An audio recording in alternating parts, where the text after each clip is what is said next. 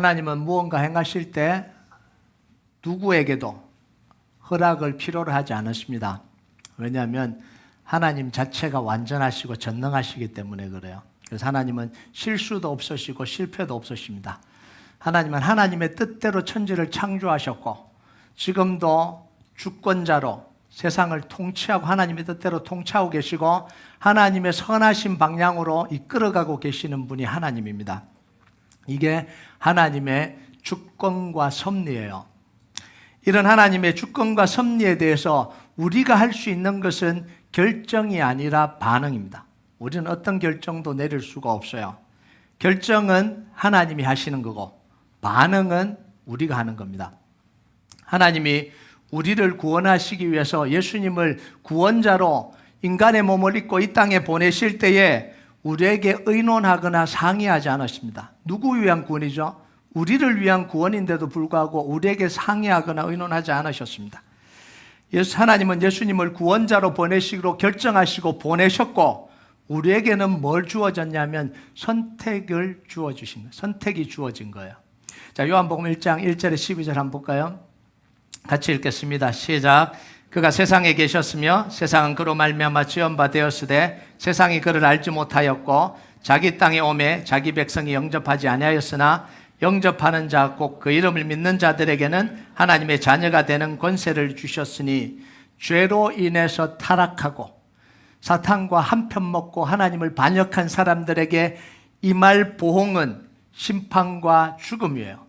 그런데 하나님은 심판과 죽음이 아니라 구원하기로 결정을 하셨습니다. 이런 하나님의 결정 앞에 우리가 할 수 있는 건 뭐냐면 선택이라는 거예요. 무슨 선택이요? 예수님을 나의 구주, 나의 하나님으로 믿고 영접하는 선택을 하는 거예요.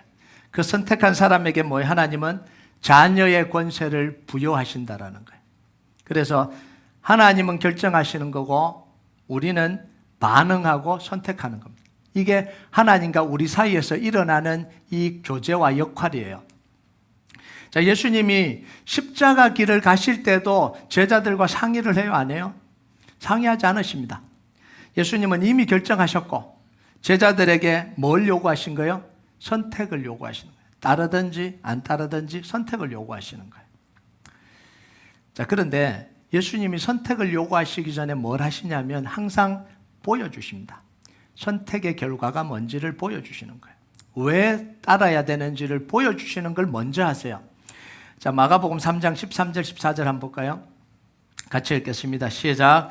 또 산에 오르사 자기가 원하는 자들을 부르시니 나온지라. 예, 12를 세우셨으니 이는 자기와 함께 있게 하시고 또 보내사 전도도 하며. 자, 예수님이 제자들을 다 모아서 뭘 하시냐면 제자들과 함께 다니시면서 뭘 보여주시냐면 하나님의 나라를 보여주시는 거예요. 그리고 예수님이 함께 하시면서 예수님이 어떤 분이신지 보여주시는 거예요. 전도를 보내고 전도를 교육하면서 하나님의 나라가 얼마나 능력이 있는지를 보여주는 거예요.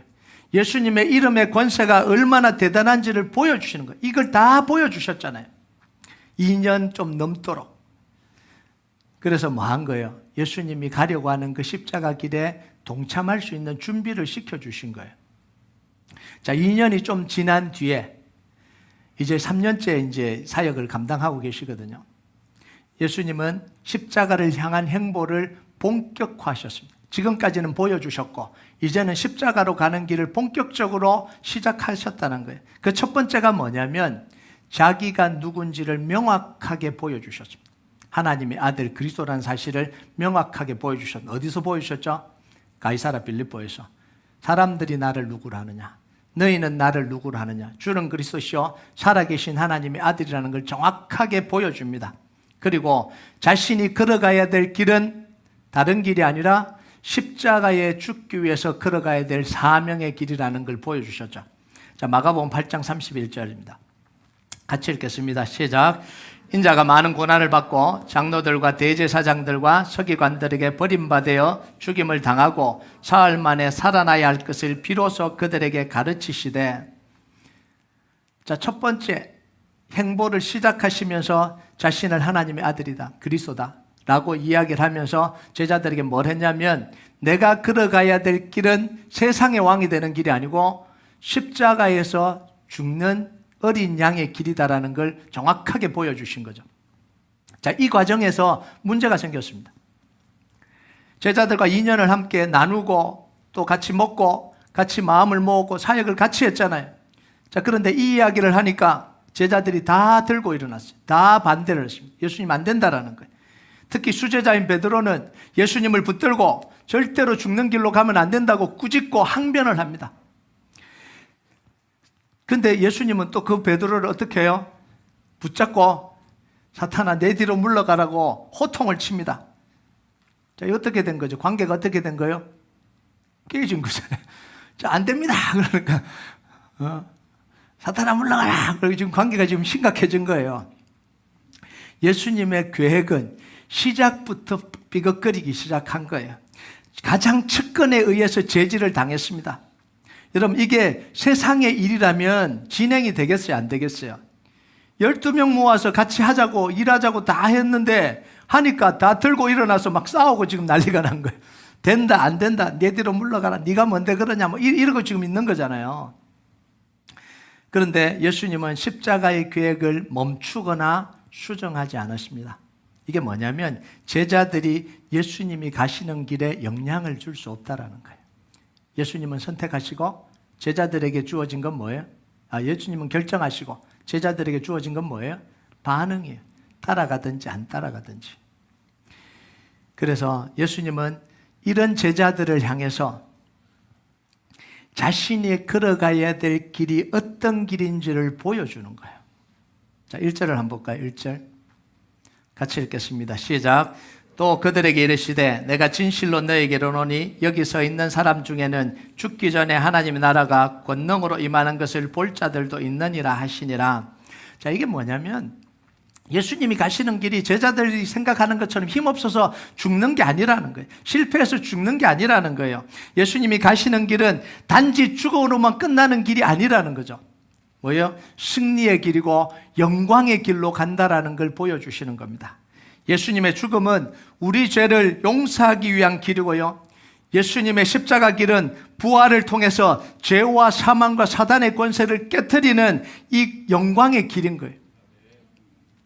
하나님의 나라가 이 땅에 임하게 하는 영광의 길로 지금 가시는 거예요. 그걸 보여주시는 거예요. 그리고 최종적으로는 하나님이 영광과 능력으로 임하셔서 악인들을 심판하고 하나님의 통치를 온전히 이루는 길이 된다는 걸 지금 보여주시는 거예요. 여기 있는 사람들 중에 죽기 전에 하나님의 나라의 영광을 볼 자들도 있다 이렇게 이야기하잖아요. 그래서 제자들이 이 길에 동참하기를 원하시는, 이게 예수님의 마음이에요. 하나님의 주권과 우리의 결정, 우리의 선택, 결정이 아니라 우리의 선택이죠. 우리의 반응이죠. 사이에는 뭐가 있냐면 항상 하나님이 보여주시는 약속과 계획이 있습니다. 하나님은 결정하시고 우리는 반응해야 되는데 그 사이에 뭐가 있냐면 하나님이 보여주신 약속과 언약과 계획이 있다는 거예요. 그래서 하나님의 부르심에 따라서 순종한 사람들을 따르기로 선택한 사람들에게 하나님은 뭘 주시냐면 생명과 영광과 복을 약속하고 있는 거예요. 이걸 보여주지 않고 하나님은 한 번도 헌신을 요구하거나 따르기를 요구하신 적이 없습니다. 반드시 하나님이 우리에게 결정하고 말씀하실 때는 그걸 따랐을 때 주시는 하나님의 생명과 영광과 복이 있다는 거예요. 물론 내용은 우리가 생각하는 것 좀 다를 수도 있지만 그게 정확하게 하나님이 우리에게 제시하시는 거예요. 그런데 문제는 뭐냐면 우리가 서 있는 이 자리에서 하나님의 말씀하시는 생명과 영광과 복이 잘 안 보인다라는 게 문제예요. 말씀 안 해주시는 게 아니라 말씀은 명확하게 하고 계시는데 우리가 서 있는 자리가 그걸 잘 볼 수 없는 자리에 우리가 서 있다라는 거예요. 여러분 마가복음 8장 38절 한번 볼까요? 같이 읽겠습니다. 시작. 누구든지 음란하고 죄 많은 세대에서 나와 내 말을 부끄러워하면 인자도 아버지의 영광으로 거룩한 천사들과 함께 올 때에 그 사람을 부끄러워하리라. 우리가 서 있는 자리가 뭐라고요? 음란하고 죄 많은 세대의 자리에 서 있는 거예요. 제자들이 서 있는 자리가 그 자리니까 하나님이 영광이 보이지를 않는 거예요. 하나님을 따르기를 원치 않고 자기들이 욕심대로 살고자 하는 그 욕구가 지배하는 그 자리에 서 있으니까 하나님이 주시려고 하는 생명과 영광과 복이 안 보인다라는 거예요. 이 세상의 모든 환경이 하나님을 쫓아서 하나님 말씀을 쫓아가기보다 세상 것을 쫓아가는 게 더 좋다라고 인식된 그 자리에 우리가 서 있다라는 거예요. 이 세상의 신이 사람들의 마음을 혼미하게 해서 그리스도를 보지 못하게 하는 그 현장에 우리를 놓아두고 있다는 거예요. 그래서 우리가 서 있는 현장이 뭐냐면 음란과 죄로 가득한 세상 속에 서 있는 거예요. 이런 상황에서 하나님이 보여주시는 생명과 영광과 복을 보려면 하나님의 약속을 믿는 믿음의 눈이 필요한 거예요. 육신의 눈으로는 절대로 안 보이는 거예요. 여러분 한번 생각을 해보세요. 세상은 다 뭐야? 성공한 사람을 우러러보고 칭찬하고 유명해진 사람을 따라가고 돈 많은 사람에게 굽신거리고 그렇게 누리는 걸 부러워하고 있는 이 모든 게 지금 오프라인에도 온라인이든 보여지는 게 다 그런 거잖아요. 나도 그 자리에 있고 싶어서 안다라고 살아가는 세상이 지금 오늘날 이런 우리가 있는 삶의 현장이잖아요. 그런데 그런 눈과 그런 가치관으로 아무리 본다고 한들 하나님이 주시는 생명과 영광과 복이 보이겠냐고요. 하나님 그건 둘째치고 집 한 채나 주세요. 이게 지금 사람들의 마음이죠. 됐고요. 일단은 직장부터 좀 들어가고 봅시다. 이게 우리 마음이잖아요. 이게 마음. 하나님의 나라는 저 멀리 있고 지금 돈은 내게 가까이 있는데 그거라도 주십시오. 이게 지금 우리가 살아가고 있는 현장이잖아요. 근데 이 하나님의 영광과 이 생명과 복을 보려면 누가 눈을 열어주셔야 되냐면 성령님이 우리 눈을 열어주셔야 돼요.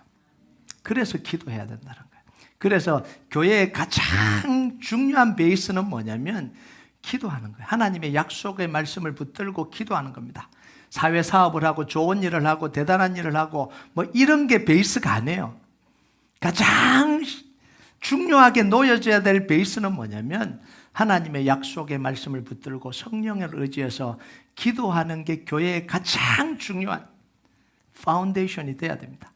그 위에 하나님의 말씀대로 우리가 돕기도 하고 선교도 하고 이걸 해야 되는 거예요. 이스라엘 백성들이요, 가나안 땅을 점령하려고 할 때 60만의 사람들이 눈이 다 가려졌습니다. 그 땅에 거인들이 뿜어내는 두려움.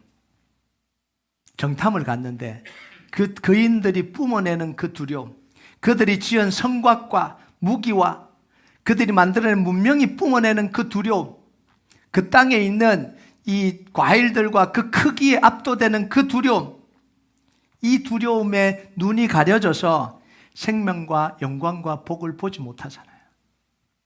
하나님이 적과 꿀이 흐르는 땅이라고 이야기를 해도 하나님의 눈이 365일 너희들과 함께 있는 땅이라고 이야기를 해도 그 땅에서 뿜어내는 이 두려움에 눈이 가려서 그 너머에 있는 하나님의 영광과 생명과 복을 못 보는 거예요.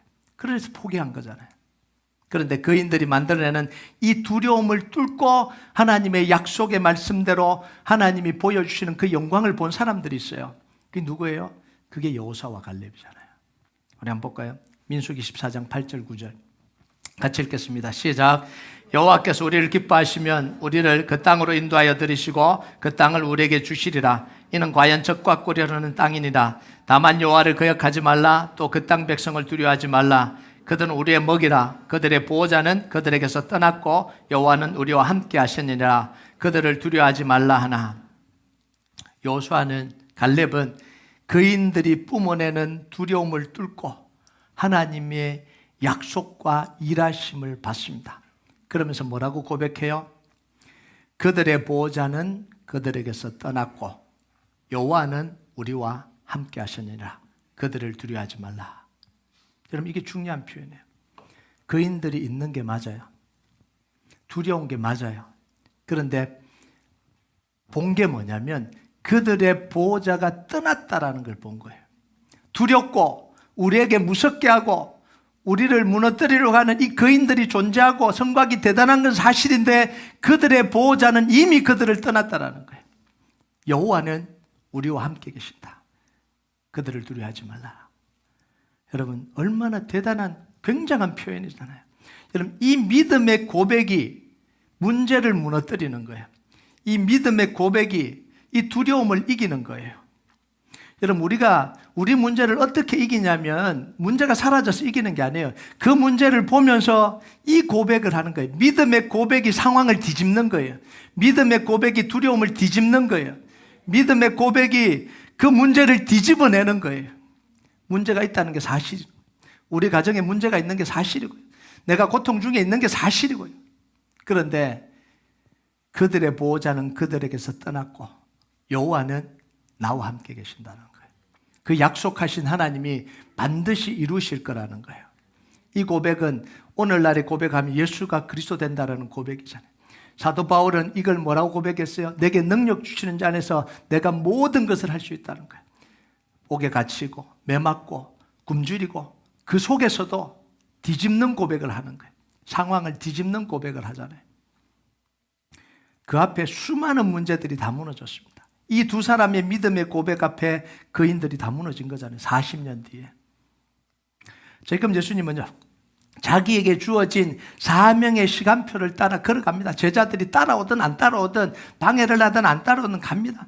그런데 가면 갈수록, 예수님이 십자가로 가까이 가면 갈수록 제자들이 준비되지 못한 모습이 계속해서 드러나요. 얼마나 답답하시겠어요. 여러분, 지금부터 이제 쭉 십자가로 가는 길에 예수님은 이중고를 겪어요. 누구하고 싸워요? 종교 지도자들과. 물론 영적인 싸움을 하죠. 또 종교 지도자들과 싸워요. 그러면 제자들은 한편이 돼서 예수님을 도와야 되잖아요. 제자들은 예수님을 더 괴롭혀요. 이해를 못해요. 말을 해도 이해를 못하고 엉뚱한 소리나 하고. 예수님 지금 십자가 진다 그러는데 자기들은 왕의 자리에 앉아서 누가 크냐 싸움하고 있고. 좀 이게 좀 심각한 이제 문제가 지금 발생하고 있는 거예요. 그러나 예수님은 그 제자들의 모습에 실망하지 않고 계속해서 십자가 길을 가십니다. 그리고 이해하지도 못하는 제자들, 힘도 되어주지 못하는 제자들에게 뭘 하시냐면 보여주시고 말씀하시는 걸 멈추지 않습니다. 이게 중요한 거예요. 끊임없이 보여주십니다. 끊임없이 보여주시고 끊임없이 말씀하세요. 하나님의 나라가 뭔지, 십자가로 왜 가야 되는지 계속해서 말씀하시고 보여주세요. 자, 6일이 지난 뒤에 예수님이 제자들 중에 베드로, 야고보, 요한을 데리고 산으로 올라가십니다. 아주 높은 산으로 올라갔다 이렇게 이야기합니다. 변화산이라고 우리가 알고 있죠. 진짜 하나님의 영광을 그곳에서 보여주셨습니다. 예수님이 변형되셨습니다. 영광의 광채를 입은 모습으로 변형이 되시고 옷에서 광채가 났습니다. 그런데 이 사건이 일어난 때가, 시간이 언제냐면 낮이 아니라 밤이었다 이렇게 이야기해요. 밤에 일어난 사건이었다 이렇게 이야기합니다. 누가복음 9장 32절과 37절 보겠습니다. 같이 읽겠습니다. 시작. 베드로와 및 함께 있는 자들이 깊이 졸다가 온전히 깨어나 예수의 영광과 및 함께 선 두 사람을 보더니 이튿날 산에서 내려오시니 큰 무리가 맞을세. 제자들이 뭐 했다고요? 깊이 졸았다. 높은 산에 올라서니까 지쳐서 자는 거죠, 밤에. 그리고 예수님이 언제 내려와요? 다음 날 내려왔다 이렇게 이야기합니다. 그러면 변화산의 경험은 언제 이루어진 거예요? 밤에 이루어진 사건이죠. 자, 칠흑 같은 어둠 속에서 예수님에게 광채가 나고 예수님이 입은 옷이 흰 옷처럼 빨래를 한 사람들이 더 이상 빨래 못하게 느껴질도록 희게 보였다면 얼마나 강렬한 빛이 내려 비쳤겠냐는 거예요. 낮도 아니고 밤에 예수님의 모습이 그렇게 대낮처럼 보이고 입은 옷이 하얗게 보일 정도로 비쳤다면 그 내린 빛이 얼마나 강렬한 빛이 비쳤겠냐는 거예요. 이게 지금 하나님의 영광의 강렬함을 보여주시는 거예요. 자, 그리고 그곳에 그것만 있었던 게 아니죠. 이 세상 사람이 아닌 엘리야와 모세까지 등장을 합니다. 자, 이 모습은 황홀하고 아름다운 모습이에요? 무서운 모습이에요? 한번 생각을 한번 해보세요. 밤에 막 빛이 확 비치고 막 갑자기 이 세상 사람 아닌 사람이 나타나고 이게 황홀한 모습이 아니에요. 아름다운 모습이 아니에요. 목가적인 모습을 그리는 게 아닙니다. 황홀한 장면이 아니라 두려워서 기절할 장면에 가까운 장면이 이 장면이에요. 이건 마치 이스라엘 백성들이 시내산에서 하나님의 영광이 임하실 때 느꼈던 그 모습하고 흡사합니다. 출애굽기 19장 17절 18절 같이 읽겠습니다. 시작. 모세가 하나님을 맞으려고 백성을 거느리고 진에서 나오매 그들이 산 기슭에 서 있는데 시내산의 연기가 자욱하니 여호와께서 불 가운데서 거기 강림하심이라. 그 연기가 온기가마 연기같이 떠오르고 온 산이 크게 진동하며 이스라엘 백성들이요 시내산에 올랐을 때 하나님이 불과 구름과 천둥으로 임하셨습니다. 그때 이 광경을 본 이스라엘 백성들이 뭘 느꼈어요? 두려움을 느꼈어요. 자, 볼까요? 그 모습을. 출애굽기 20장 18절 19절 같이 읽겠습니다. 시작. 뭇 백성이 우레와 번개와 나팔 소리와 산의 연기를 본지라 그들이 볼 때에 떨며 멀리 서서 모세에게 이르되 당신이 우리에게 말씀하소서 우리가 들으리다. 하나님 우리에게 말씀하지 말게 하소서 우리가 죽을까 하나이다. 그럼 하나님의 영광이 임하는 걸 이스라엘 백성들이 봤을 때 오 황홀하다 감탄하고 아름답다 이렇게 한 게 아니라 뭐예요? 두려움으로 소리쳤습니다. 무서워서 죽을 것 같으니까 제발 하나님이 말씀하지 마십시오. 하나님이 뭔가 하시면 우리는 곧 죽을 것 같습니다. 그러니까 모세를 통해서 말씀해 주세요. 여러분 변화산에 서 있던 이 세 명의 제자들이 느꼈던 이 감정도 경이로움보다는 두려움에 가까운 감정이에요. 그래서 베드로가 뭐 한 거예요? 횡설수설한 거예요. 자, 5절과 6절을 한번 볼까요? 5절과 6절 같이 읽겠습니다. 시작. 베드로가 예수께 고하되 랍비여 우리가 여기 있는 것이 좋사오니 우리가 초막셋을 짓되 하나는 주를 위하여 하나는 모세를 위하여 하나는 엘리야를 위하여 하사이다 하니 이는 그들이 몹시 무서워함으로 그가 무슨 말을 할지 알지 못함이라. 이게 뭐라고요? 말은 내뱉었는데 무슨 말을 하는지 못할다니까. 왜요? 무서워서 지금 말을 그냥 막 던지는 거예요. 막 던지고 있다는 거예요. 베드로가 뭔가 의미를 가지고 초막셋을 지읍시다 뭐 이렇게 이야기한 게 아닌 거죠. 너무 무섭고 너무 당황스럽고 너무 두려워서 자기도 모르는 그냥 말을 그냥 내뱉어야 될 것 같아서 내뱉었다라는 거예요. 베드로가 예수님과 서서 예수님 여기 초막셋을 지었으면 좋겠는데 어떻게 생각하세요? 이렇게 대화를 한 게 아니고 제안을 한 게 아니었다라는 거예요. 무서움으로 혼자 소리친 거예요. 그 말을 내뱉고도 베드로에게 두려움이 사라졌겠어요? 안 사라졌겠어요? 안 사라져요. 자, 이 두려움을 끝내준 분이 하나님이세요. 구름이 덮이고 하늘로부터 소리가 나요. 7절과 8절을 한번 볼까요? 같이 읽겠습니다. 시작.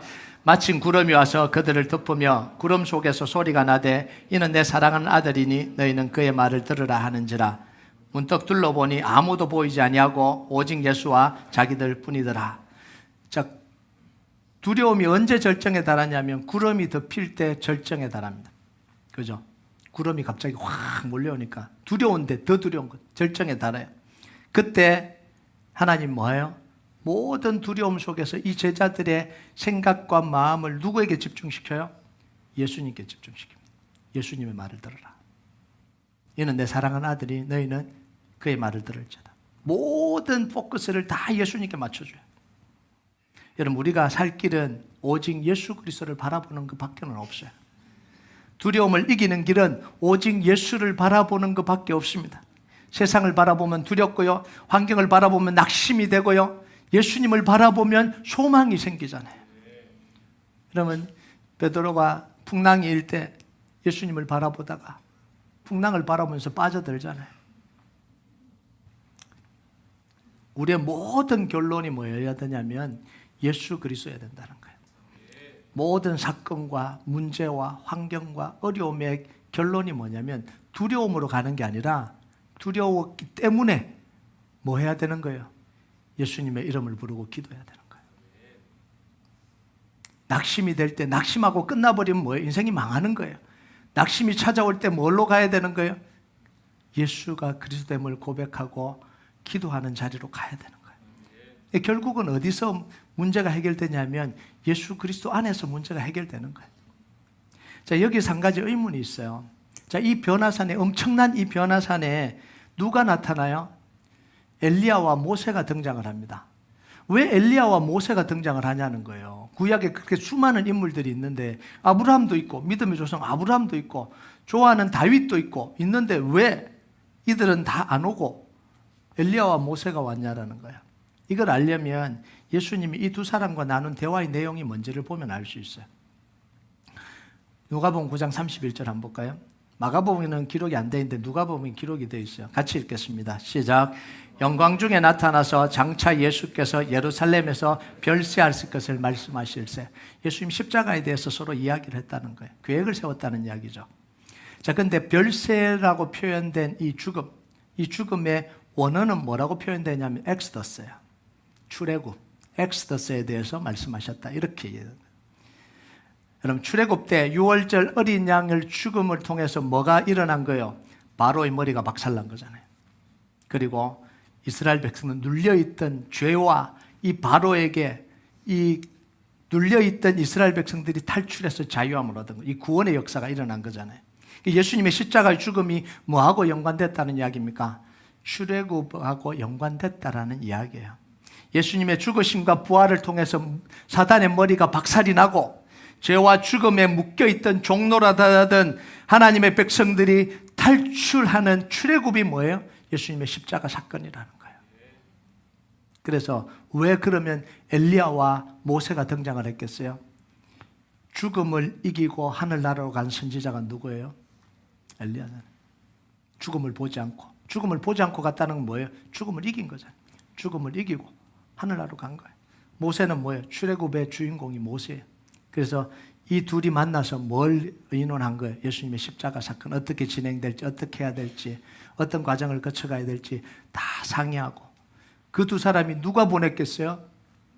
스스로 내려왔겠어요? 하나님이 보내셨잖아요. 그러니까 하나님 보내셔서 예수님의 십자가의 모든 과정을 다 상의했다라는 이야기예요. 자, 엘리야와 모세의 등장으로 우리가 알 수 있는 게 뭐예요? 예수님의 십자가 길은 혼자 결정한 것도 아니고 혼자 가는 길도 아니라는 거예요. 하나님의 구원 계획에 따라서 철저하게 이루어지는 일이 예수님의 십자가 사건입니다. 모세와 엘리야가 함께했고 하나님이 엘리야와 모세를 보내서 미리 준비하시고 계획하시고 함께 하도록 하신 거예요. 이게 예수님의 십자가 사건이에요.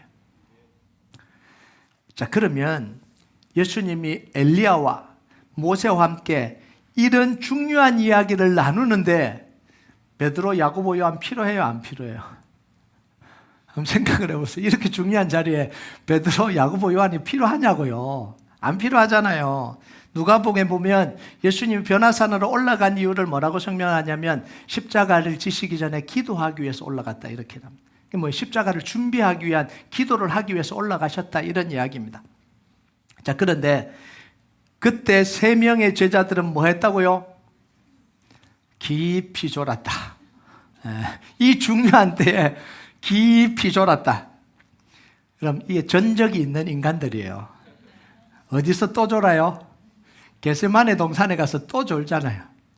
그러니까 맨날 졸아. 이 3명은 맨날 졸아. 가만히 있다가 기도하자면 졸아. 이 제자들 3명이. 자, 그런데 이런 쓸모없는 제자들 왜 데려갔냐라는 거예요. 아니, 가서 뭐 역할을 하든가, 뭔가를 같이 뭐 상의를 하든가, 자다가 엉뚱한 소리나 해대고, 그런 사람을 왜 데려갔냐라는 거예요. 하나님의 영광을 보여주기 위해서 데려갔어요. 여러분, 이게 중요한 건데요. 예수님이 제자들을 뭘로 동참시키냐면 증인으로 동참시키는 거예요. 그런데 제자들이 그 본 걸 깨달았다 그래요? 못 깨달았다 그래요? 못 깨달아요. 자, 10절을 봅시다. 10절. 자, 같이 읽겠습니다. 시작.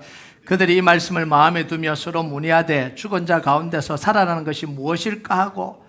자, 이들이 다 보여줬는데도 예수님이 죽는 게 뭔지, 십자가가 뭔지, 다시 살아난 건지 하나도 몰랐다라는 거예요.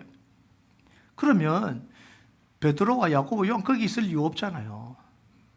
아니, 보여줬는데도 아무 역할을 못한 데 데려가서 보여주시면 깨닫기라도 해야지. 보여줬는데도 못 깨달으면 왜 그 사람들을 데려갑니까? 역할을 한 게 없잖아요. 도움 하나도 안 되잖아요. 그런데 예수님은 데려가십니다. 이게 중요한 거예요. 그런데도 불구하고 데려갔어요. 여러분, 깨닫지 못해도 보는 게 중요합니다. 지금 당장 깨닫지 못해도 보는 게 중요해요. 지금 당장 알지 못해도 동참해 있는 게 굉장히 중요합니다. 왜냐하면 깨달을 때가 오기 때문에 그래요. 그래서요, 답답해도 보여줘야 돼요. 못 알아들어도 계속해서 말해줘야 됩니다. 수준이 낮다고 생각해도 계속해서 보여줘야 돼. 근데 우리는 안 그러잖아요. 답답하다. 니랑 말 못하겠다. 이것도 모르냐. 아유, 니하고는 안 통한다. 수준이 낮아서 말을 못하겠다. 이러고 있잖아요. 근데 아니에요. 답답해도 보여줘야 되고, 못 알아들어도 보여줘야 되고, 수준이 낮아도 보여줘야 돼요. 본 것을 깨닫고 증인의 삶을 살아갈 때가 오기 때문에 그래요.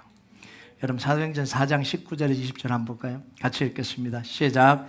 베드로와 요한이 대답하여 이르되 하나님 앞에서 너희 말을 듣는 것이 하나님 말씀을 듣는 것보다 옳은가 판단하라. 우리는 보고 들은 것을 말하지 아니할 수 없다 하니. 요 베드로와 요한이, 요 멍청하게 있던 이 베드로와 요한이 이제는 뭐라고 이야기해요? 우리가 보고 들은 것을 말하지 않을 수 없다라는 거예요. 이 보고 들은 게 뭐예요? 예수님이 보여주신 거. 십자가, 부활. 이제 깨닫게 되는 거예요. 여러분, 예수님이 제자들에게 침묵 명령을 하세요. 이 신비한 글, 대단한 걸 보고도 침묵 명령을 하십니다. 9절을 한번 볼까요? 같이 읽겠습니다. 시작. 그들이 산에서 내려올 때에 예수께서 경고하시고 인자가 죽은 자 가운데 살아날 때까지 본 것을 아무에게도 이르지 말라 하시니. 자, 제자들이 엄청난 걸 봤잖아요. 근데 깨달았어요, 안 깨달았어요? 못 깨달았어요. 그럼 말하면 돼요, 안 돼요? 안 되죠. 말하지. 깨닫지도 못했는데 말하면 어떡해요? 그럼 이상한 걸 이야기를 할 거 아니에요. 이상한 걸. 그래서 침묵을 명령하시는데 영원히 침묵하라 그러지 않잖아요. 뭐라고 이야기해요?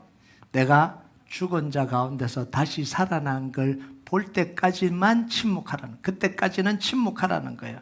왜냐하면 예수님의 죽음과 부활을 경험하면 뭐가 깨달아져요? 변화산의 사건이 깨달아지는 거예요.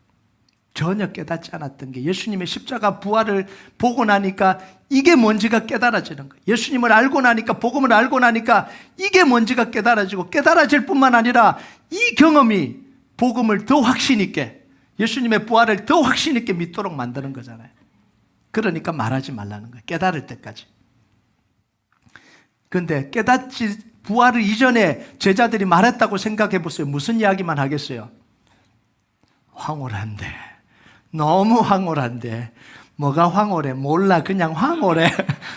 이것만 하고 있는 거예요. 복음을 가리는 거예요. 복음을 변질시키는 거잖아요. 여러분, 그래서 우리가 무엇을 보았다고 하는 신비주의는 복음의 방해꾼들이에요.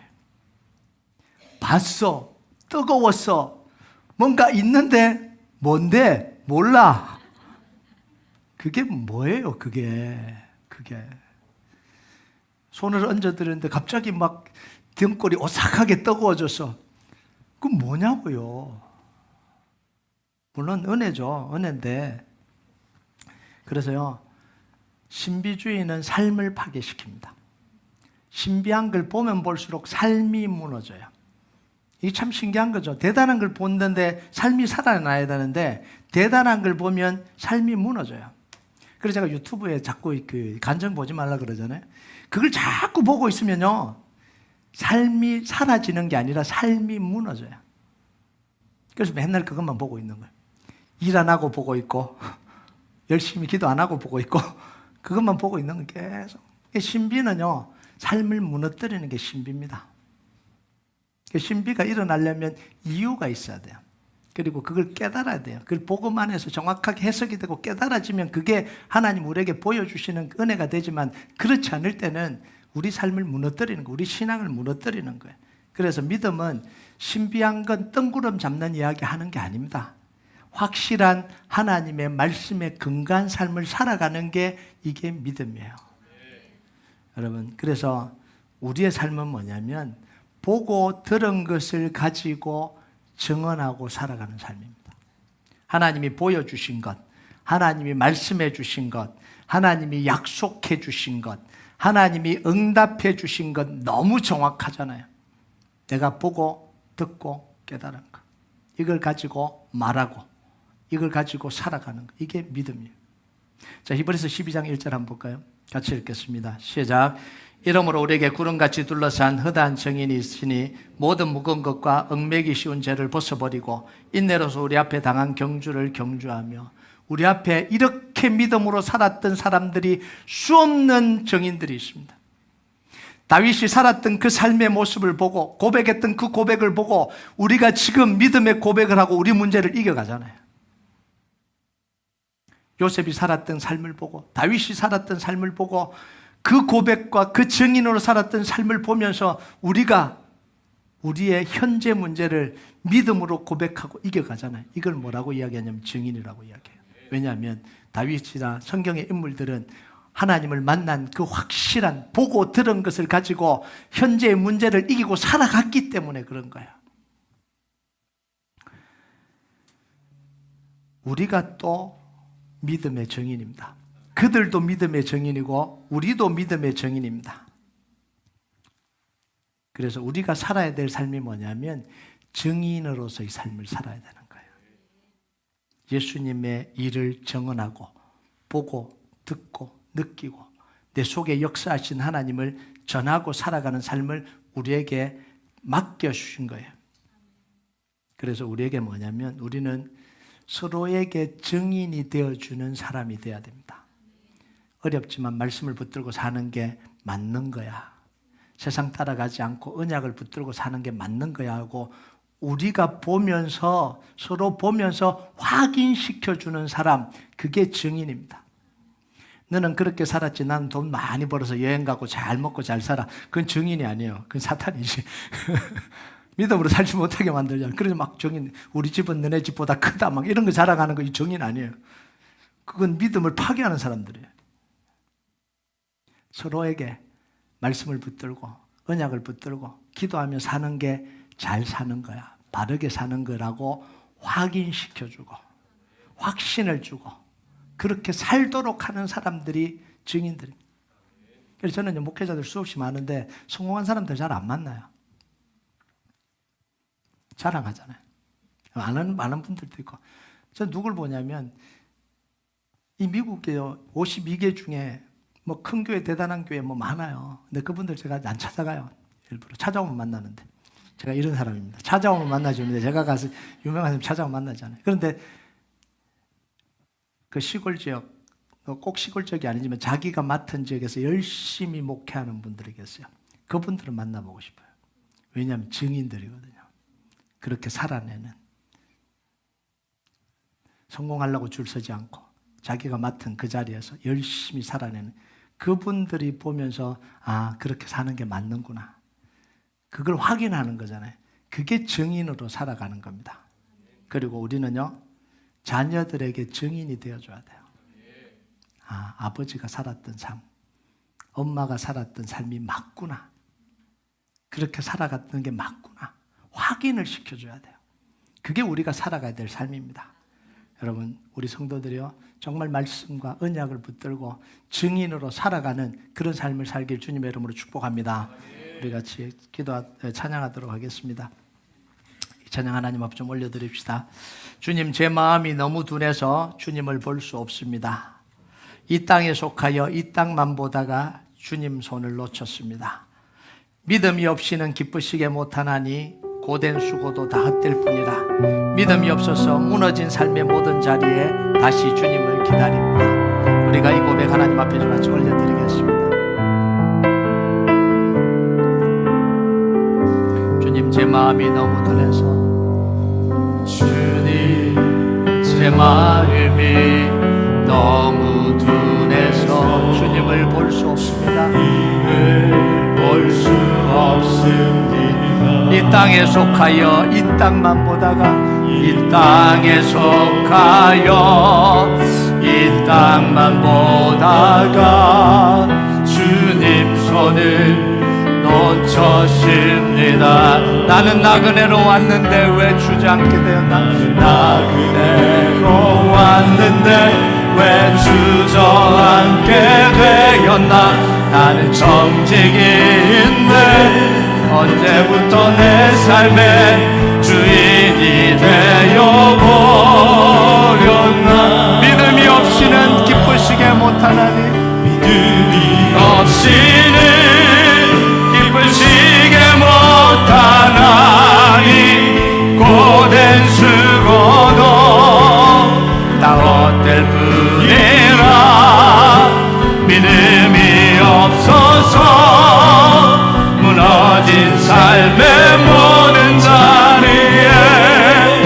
다시 주님을 기다립니다. 주님, 제 마음이 너무 눈에서 다시 한번 고백합니다.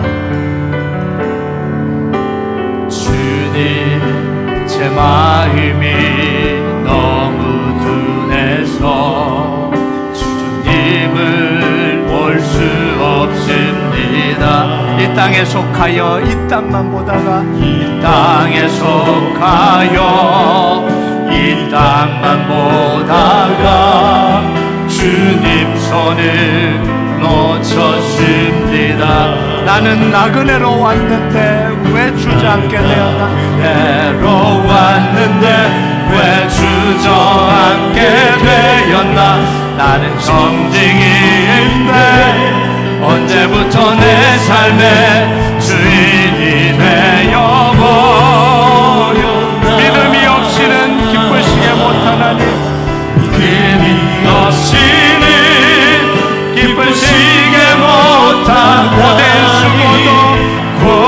수고도 다 헛될 뿐이라. 믿음이 없어서 무너진 삶의 모든 자리에 다시 주님을 믿음이 없이는 기쁘시게 못하나니, 믿음이 없이는 기쁘시게 못 주를 찾는 자 반드시 만나리. 주를 찾는 자 반드시 만나리. 믿음이 없어서 무너진 삶의 모든 자리에 다시 주님을 믿음 다하여 그 위에 서리라. 믿음 다하여 그 위에 서리라. 하나님의 나라는 무너지지 않으리. 믿음 다하여 그 나라 세워가리라. 주님, 우리 마지막으로 고백합니다. 믿음 다하여 그 위에 서리라. 믿음 다하여 그 위에 서린 하나님의 나라는 무너지지 않습니다. 하나님의 나라